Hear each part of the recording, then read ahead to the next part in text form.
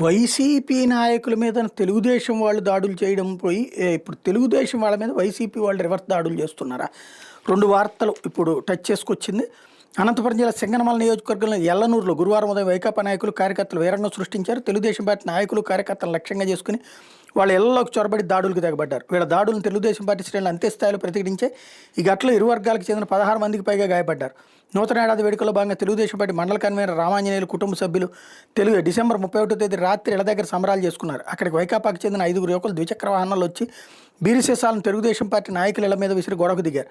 Telugu Desam party నాయకులు SI రామాంజనేయుడికి ఫిర్యాదు చేయడంతో ఆయన అక్కడికి వచ్చి ఇరు వర్గాలకు నచ్చచెప్పి పరిస్థితిని చక్కదిద్దారు. గురువారం ఉదయాన్నే ఎల్లనూరు వైకాపా జెడ్పీటీ సభ్యుడు బోగాతి ప్రతాపరెడ్డి, దాసర్ రమణ అనుచరులు వైకాపా నాయకులు కర్రలు రాళ్లతో తెలుగుదేశం పార్టీ నాయకులు ఇళ్ల మీద మూకదాడులకు దిగబడ్డారు. తెలుగుదేశం పార్టీ శ్రేణులు ఆత్మరక్షణలో భాగంగా దాడులను ప్రతిఘటించారు. ఈ సమయంలో పోలీసులు వారిస్తున్న వైకాపా కార్యకర్తలు వినకుండా ఎల్లనూరు వీధుల్లో భయానక వాతావరణాన్ని సృష్టించారు. వీధుల్లోకి వచ్చి రాళ్లతో దాడులు చేశారు. పరిస్థితి అదుపు తప్పుతోందన్న సమయంలో ఎస్ఐ రామాంజనేయుడు సర్వీస్ రివాల్వర్ తీసి దాడులు ఆపుకుంటే కాల్పులు జరుపుతామని హెచ్చరించారు. దీంతో ఇరు వర్గాలు శాంతించాయి. దాడుల్లో తెలుగుదేశం పార్టీకి చెందిన 10 మంది, వైకాపాకి చెందిన 6 గాయపడ్డారు.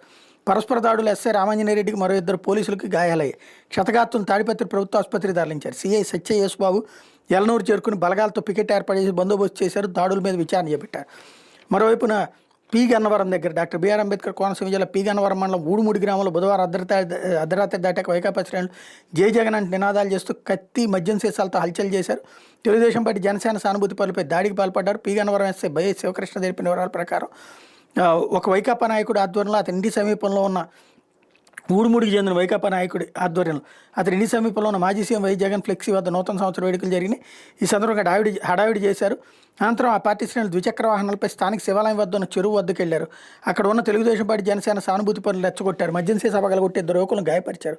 వీళ్లలో నారిన యశ్వంత్కు తలపై స్వల్ప గాయాలు కాగా వంక వెంకటకేశ్వర నారాయణమూర్తికి పొట్టపైన బలమైన గాయమైంది.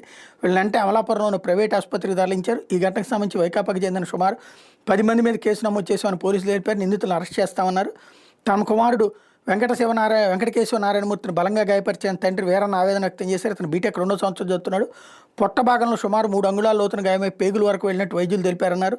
వైకాపా శ్రేణులు దాడి గురించి కూటమి నాయకులు ఎమ్మెల్యే గిడ్డి సత్యనారాయణ దృష్టికి తీసుకెళ్లారన్నట్టు వార్తల్ని హైలైట్ చేశారు.